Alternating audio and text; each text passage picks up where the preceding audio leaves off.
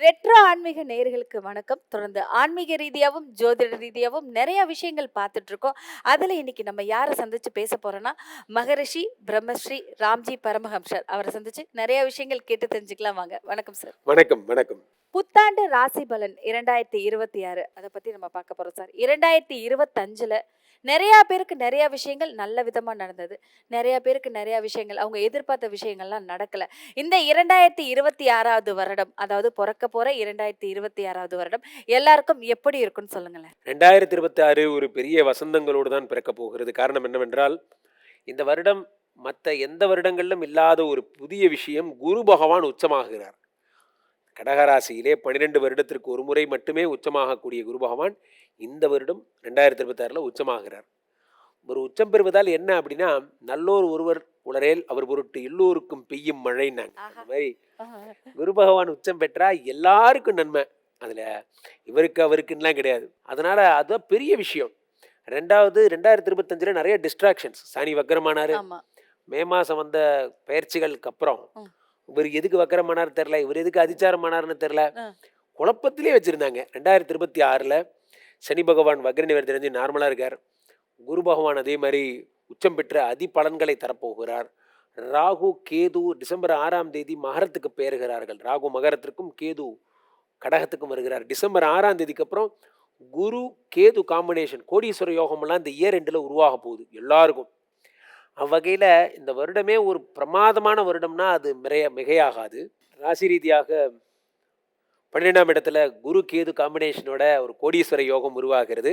ஒரு வரியில சொல்லணும்னா 2026 ஒரு சூப்பரான வருஷம். இந்த வார்த்தைகள்லாம் உங்க வாயால கேட்கும்போது ரொம்ப சந்தோஷமா இருக்கு சார். அதை தொடர்ந்து மேஷம் முதல் மீனம் வரை எப்படி இருக்குன்னு பார்க்கலாம். 2026 ஒவ்வொரு ராசிக்காரர்களுக்கும் எப்படி இருக்குன்னு பார்த்துட்டு இருக்கோம். இந்த வேலை செஞ்சா இவங்க பெர்ஃபெக்டா செய்வாங்க. இவங்க எல்லா இடத்துலயும் டாப் பொசிஷன்ல தான் இருப்பாங்க. ஸோ சிம்மம் அப்படின்னு சொன்னாலே வந்துட்டு அக்னிக்குரிய ராசி அப்படின்னு சொல்லுவாங்க.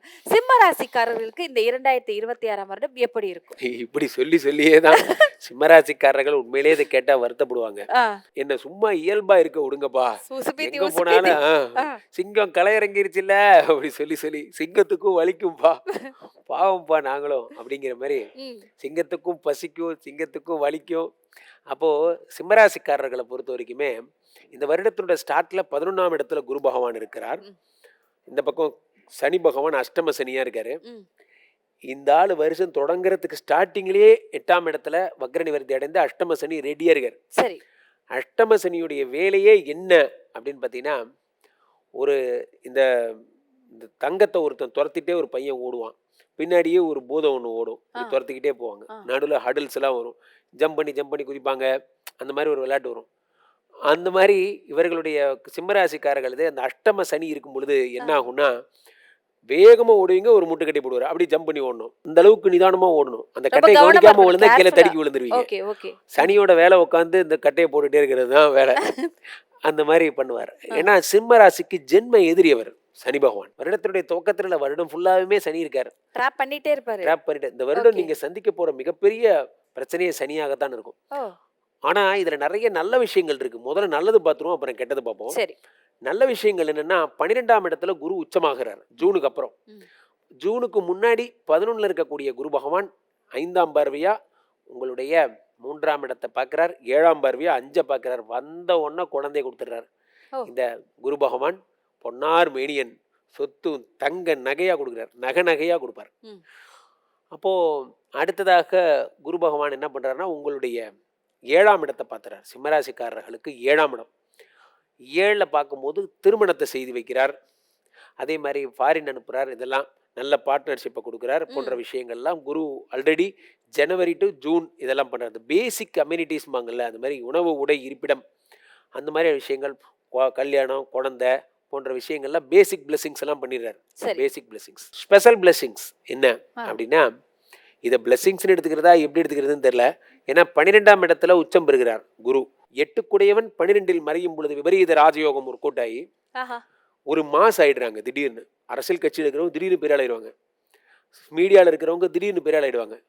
அதில் என்ன இதில் என்ன கஷ்டம், இது ரொம்ப விசேஷமானதாச்சேன்னு நீங்கள் நினைக்கலாம். ஆனால் 12ஆம் இடம் என்பது சுப விரயத்திற்கான இடம். அப்போ போகிற இடத்துலலாம் செலவு பண்ணும். அண்ணே வணக்கண்ணே, நம்ம நவீன் தானே உங்க பேரை போட்டு போஸ்டர் ஒட்டிட்டானே, நீங்க அவருக்கு ஒரு இந்த 10,000 வச்சுக்கோ மைய வைக்கணும்னே. இந்த ஓகே. வச்சுக்கோ. ஏய் என்னடா எங்க போனாலும் அந்த மாதிரி நீங்க ஒரு மாஸ் ஆயிட்டீங்கன்னா நீங்க செலவு பண்ண தயாரா இருக்கணும். ஆமா. ஆ. காரணம் என்ன அப்படின்னா 12ஆம் இடத்துல அவரு உச்சமாகிடுறார். சரி. அப்ப என்ன ஆகும், இந்த நேரம் பார்த்து நம்ம ஒய்ஃபுக்கு வளகாப்பு, தங்கச்சிக்கு குழந்தை பிறந்துருச்சு, தாய்மாமே சீர் சுமந்து வாராண்டி, ஐயோ ஒரே நேரத்துல எத்தனை அட்டன் பண்றது. நீங்க தான் வீட்டுக்கு பெரிய மனுஷன், நீங்க தான் அட்டன் பண்ணணும். ஆ.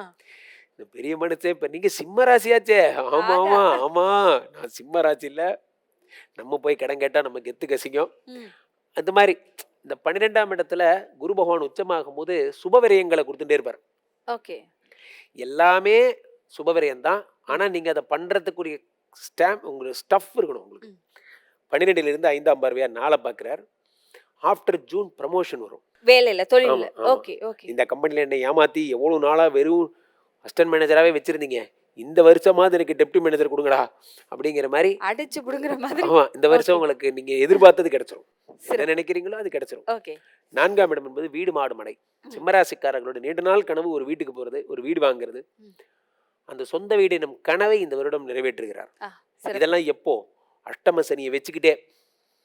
இது எப்படி இருக்குன்னா, தலை நிறைய பாரத்தை வச்சுக்கிட்டு அந்த பாரத்தை தூக்கிட்டே நடந்து போய் தான் ஒன்றுனா பண்றீங்க. மீதியில் நீங்கள் ஃபில் இன் தி பிளாங்க்ஸ் போட்டுக்கோங்க. நான் வீடு பார்க்க போவேன், போகிற வழியில் கேப் கிடைக்காது, அங்கே போய் இறங்கணுன்னா செருப்பு அருந்துரும், அப்புறமா கஷ்டப்பட்டு அந்த ஹவுஸ் ஓனரை புக் பண்ணுவேன், அந்த அவர் வீடு ஊருக்கு லேண்ட்லார்டை போயிடுவாரு. பார்ப்பேன், ஆ. கையெழுத்து போடுறதுக்கு பேனா எழுதாது, அந்த லெவலில் மைக்ரோ லெவலில் டார்ச்சர் பண்ணுவார் சனி. ஓ. ஆனாலும் நீங்கள் அச்சீவ் பண்ணிகிட்டே இருப்பீங்க. இது எப்படின்னா, ஒரு பக்கம் சனி கொடுக்குற டார்ச்சர், ஒரு பக்கம் குரு கொடுக்குற பிளெஸிங்ஸ். சோதனையோட சாதனை. ஆமா. Okay, okay. நிம்மதியா வந்தம்பா, நான் இன்னைக்கு லேண்ட் ரெஜிஸ்ட்ரேஷன், என்ன கொஞ்சம் சிரிக்க விடுங்கடா, இன்னைக்கு கூட ஏன்டா பரபரப்பாக்கி வச்சிருக்கீங்க, அப்ப பார்த்து வண்டி பஞ்சர் ஆகுறது, பரபரப்புலேயே வச்சிருந்தா பிளெஸிங்ஸ் கொடுப்பாரு. சிறப்பு. ஆ. அடுத்ததா குரு பகவான் என்ன பண்றாரு, 6ஆம் இடத்தை பார்த்துறாரு. ம். 6ஆம் இடம் என்பது வியாதி, கடன், கஷ்டம், ம். இது எல்லாத்தையும் பார்த்துறாரு. வியாதி, கடன், கஷ்டத்தை பார்க்கும்போது என்னன்னா, சிம்மராசிக்காரர்கள் இது வரைக்கும் எது கடனை நீண்ட நாள் கடனா வச்சிருந்தாங்களோ அந்த நீண்ட நாள் கடன் போயிடும், சரியாயிடும், ம். அடைச்சிருவாங்க ஒரு வழியா. அடுத்ததா குரு பகவான் 8ஆம் இடத்தை பார்த்து சனியை காம்பன்சேட் பண்றாரு ஆஃப்டர் திஸ் ஜூன். இப்போ ஒரு அம்மா இருக்காங்க, அப்படி இப்படி பார்க்குறாங்க, இந்த குழந்தைய அப்படி பார்க்குறாங்க, குழந்தை விளையாண்டுட்டு இருக்கு, அந்த குழந்தை விளையாண்டுட்டு இருக்கிற குழந்தை அம்மாவை பார்த்துட்டு அமைதியாயிடுது. அந்த ம். மாதிரி சனி பகவானை குரு இப்படி பார்க்குறாரு, என்னப்பா அப்படிங்கிறாரு. ஒன்று சனி வந்து ஒன்றும் இல்லை சார் அப்படின்னு உட்காந்துறாங்க. அந்த சனியை அமைதிப்படுத்துறாரு குரு, அப்படி எட்டி பார்க்குறாரு, அப்படி பார்த்து அந்த மாதிரிலாம் நடக்கும். சரி. இதில் நீங்கள் சந்திக்கிற பிரச்சனையே இவ்வளோ நேரம் சொன்ன பிரச்சனையே கிடையாது. ஆ. 2026ல் உங்களுக்கு உயர் பதவி கிடைக்கும், வீடு வாங்குவீங்க, கடன் சரியாகும், ம். புதிய தொழில் ஆரம்பிப்பீங்க, எல்லாம் நல்லா தான் போயிட்டு இருக்கு, எல்லாமே நல்லா தான் போயிட்டு இருக்கு. எல்லாம் நல்லா தானே போகுது, ஆமா. அப்புறம் என்ன? புகையில என் வாழ்க்கையே அழிச்சிருச்சு முகேஷ் அப்படிங்கிற மாதிரி. முகேஷ். 7ஆம் இடத்துல ராகு வரார். ஆ. எல்லாமே நல்லா தான் போயிட்டு இருந்தது, அந்த ஒரு ஃபோன் வர்ற வரைக்கும். அந்த ஒரு ஃபோன் என் எக்ஸு ஃபோன் பண்ணும்போது, அந்த ஃபோன் என் ஒய்ஃப் கையில் இருந்தபோது, எக்கு தப்பா போய் மாட்டிக்கிட்டேன்ப்பா அப்படிங்கிற மாதிரி. இந்த 7ஆம் இடத்து ராகு பேரை கெடுக்கிறதே ஒரு வேலையா சுத்திட்டு இருக்காரு ம். டிசம்பர் 6 வரைக்கும். ம். அவர் என்ன பண்றார், 7ஆம் இடத்து ராகு இது ஒரு வேலையாவே வச்சிருப்பார். அதனால நீங்க பெண்களிடத்துல பேசவே கூடாது. ஆண்களா இருந்தா பெண்கள் கிட்ட, பெண்களா இருந்தா ஆண்கள் கிட்ட 10 அடி இல்ல 100 அடி தள்ளி இருக்கணும். தள்ளியே இருக்கணும். சோஷியல் மீடியால போட்டோவை நீங்க ஷேர் பண்றது, ஆ. நம்மால் தானேன்னு போட்டோ எடுக்கிறது, ஆ.